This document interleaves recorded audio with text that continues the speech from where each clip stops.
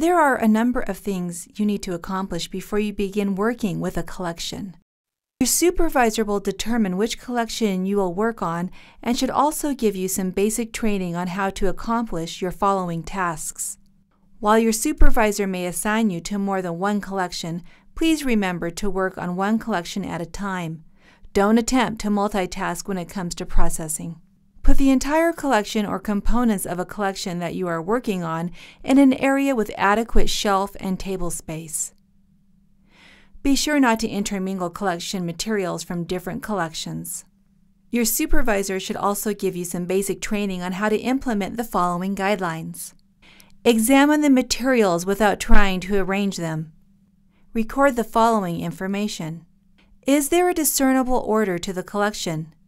What is it? What are the identifiable series? Can they be subdivided? What names, subjects, or events jump out at you? Who created the materials? What do we know about them? Why did they create the materials?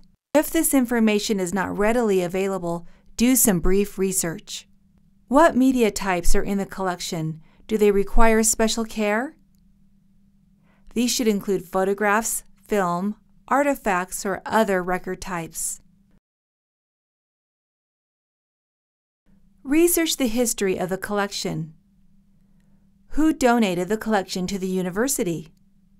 How did they get it?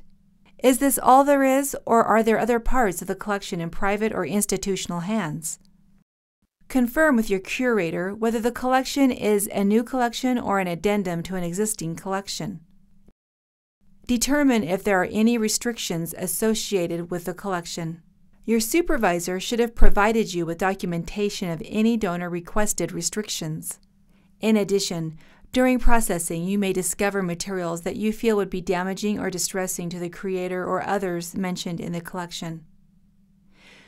Be particularly alert for material about persons other than the donor. For example, physicians' or lawyers' case files, student records, and so on. Let your supervisor know if you run across this type of material. Also look for correspondence or reports that are marked confidential or seem to have been written with the understanding that they would be kept confidential. Use good judgment and do not spend too much time hunting for things to restrict. Identify any sensitive, fragile, or valuable materials in the collection.